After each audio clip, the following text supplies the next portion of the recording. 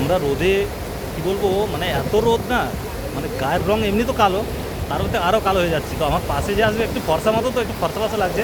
তো আমি সত্যি কালো হয়ে গেছি খুব রোদের মধ্যে। মানে সেই দুপুর 2টো থেকে এসেছি আমরা, 2টো থেকে এই পর্যন্ত মানে এখন 3-4টে বাজতে যায়, 2 ঘন্টা প্রায়।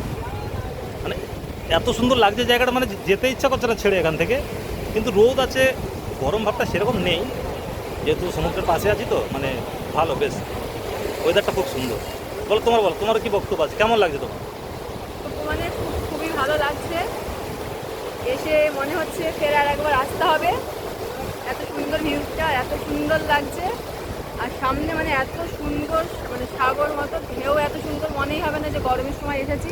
এত ঢেউটা একটু ঠান্ডা। দেখাই, হ্যাঁ পিছনের ভিউজটা একটু দেখাই। এখন ঢেউটা একটু কম আছে, একটু বিকেল হলে বেশি হবে ঢেউটা।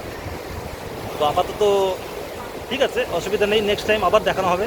নেক্সট টাইম আবার আসবো কোনো সময়, যেহেতু মানে বউ বলেছে আসতে হবে পরে, তো অবশ্যই আসতে হবে।